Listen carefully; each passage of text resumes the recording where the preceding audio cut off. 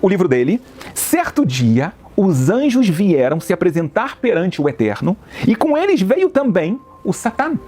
Ele é um tipo de anjo diferente. Você está vendo aqui duas categorias de anjos. Existem várias categorias de anjos, como você pode ver no vídeo que a gente tem sobre a dimensão dos anjos. Aqui mesmo, vou deixar o card para você. Olha só, você está vendo que vieram os anjos, que na verdade são anjos positivos, que vieram representar todos os atos bons que Jó fazia. Junto veio o Satã. E o que ele quer fazer? Deus, o Eterno, fala, olha só como Jó é uma pessoa pura, boa e etc. Vem o Satã e fala, deixa eu tentar seduzi-lo, deixa eu tentar fazer o mal para ele. Deus fala, olha só, eu vou te deixar por causa do livre-arbítrio, porém, matar ele, nesse momento, você não tem permissão. Ou seja, a gente está vendo aqui, mais uma vez, que o Satanás não pode fazer nada sem o consentimento divino. Ele queria destruir Jó completamente. Ele, na verdade, ele vem numa posição subordinada junto com os outros anjos. Ele é obrigado a fazer um pedido que é só parcialmente atendido. Ele não pode fazer aquilo que ele quer. Não há uma guerra entre Deus e o Satanás. Deus criou o Satanás. Você está vendo que eu estou enfatizando esse ponto porque muitas pessoas têm uma visão errada que ela beira a idolatria. Quem pensa que o Satanás é uma força independente, ele está colocando algo diferente do que está no versículo bíblico. O Eterno é um.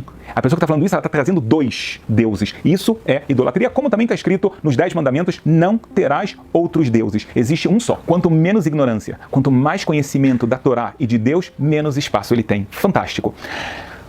O Satã, ele atrapalha muito a nossa vida. A gente sabe disso. Quantas vezes a gente quer tomar boas decisões do nosso corpo e da nossa alma? A gente quer acordar cedo e ele fala, dorme um pouco mais, só um pouco mais. Você perde a hora, e perde a hora feio. Você quer cuidar do seu corpo de uma forma mais saudável. Você quer fazer um regime, uma dieta, nem sempre com o objetivo somente de emagrecer, mas de ser mais saudável. Mas ele te fala, não, amanhã.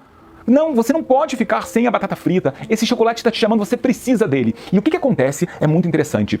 A Kabbalah fala que o Satã ele vem e ele te faz você pensar nas coisas que elas são muito maiores do que são na verdade. Ele te faz aumentar o teu poder de imaginação. A Kabbalah vai te trazer exatamente isso. A força do Satã é a força da imaginação. É tornar muito maior, engrandecer algo. Aquele chocolate, depois que você come, você fala, poxa, ele estava gostoso, mas não valeu a pena. Veja só um exemplo fantástico. A gente falou, a serpente, o Satanás, ele vai até Eva e ele fala para ela, Eva, qual o teu problema com essa fruta? Olha só que coisa boa. Não morrereis. Não vai acontecer nada disso. Pois Deus sabe que no dia em que comerdes dele, vossos olhos se abrirão e sereis como Deus, conhecedores do bem e do mal. Quando Eva escuta isso, olha só, antes não vai estar escrito o que eu vou falar agora. E viu a mulher que a árvore era boa para comer, desejável para os olhos e cobiçável a árvore para entender o bem e o mal. Uau! Aquela frutinha se tornou uma melancia de 50 quilos. Doce, a coisa mais incrível do mundo. E tem mais. Em hebraico está escrito o quê? Que o fruto é bom para leaskil. Leaskil em hebraico vem da palavra sechel. Eu vou tocar na sua mente. Sechel é teu cérebro, sua mente. Eu vou transformar ela. Eu vou conseguir quase botar um vírus dentro dela, porque tudo agora vai funcionar como eu quero. Você vai ter imaginações. Quantas vezes não é assim? Eu dei um exemplo com relação à comida. Foi o que aconteceu, óbvio, de uma forma metafórica, com Eva. Mas a gente passa isso o dia todo. Pessoas que cometem pecados, elas imaginam, uau, se eu tiver com aquela pessoa vai ser maravilhoso, eu sei que é pecado, mas eu não consigo. E depois, não é nada disso. Veja o que aconteceu com Amnon e Tamar, filhos do rei Davi. Eles eram irmãos. Tamar era linda, mas ela sabia, meu irmão não pode uma coisa dessa. Mas Amnon, diz a Bíblia, ele viu como ela era bonita, o seu desejo era muito grande. E o que acontece? No minuto seguinte, quando acaba a relação, nos é descrito que ele tinha nojo dela. Calma aí, como pode ser? Há 2 minutos atrás, ela era a coisa mais desejosa.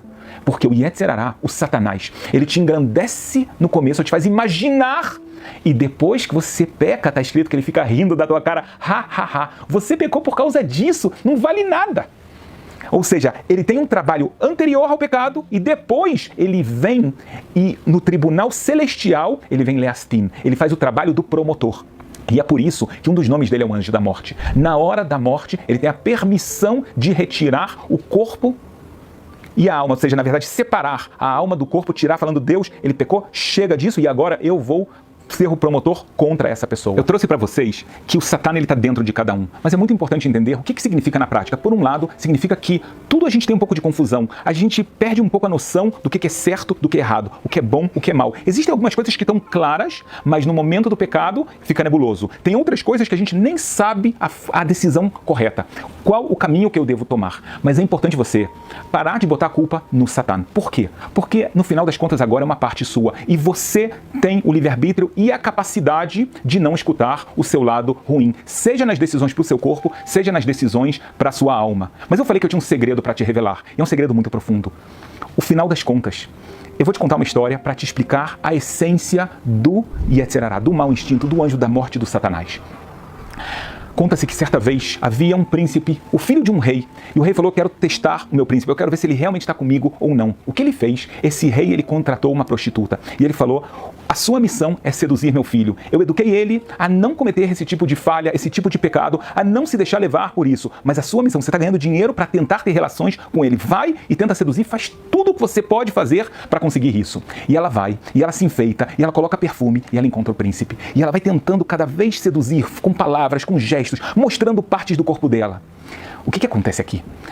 A prostituta está fazendo muito bem a sua missão, mas ela está torcendo para que esse príncipe não peque. Ela foi paga para isso, mas ela sabe quem é o rei. Então ela sabe que a melhor coisa para o príncipe é escutar as palavras do seu pai. Ela foi contratada, então ela está fazendo a missão dela, mas no fundo o que ela quer é que o príncipe não peque com ela. A mesma coisa é o Satã.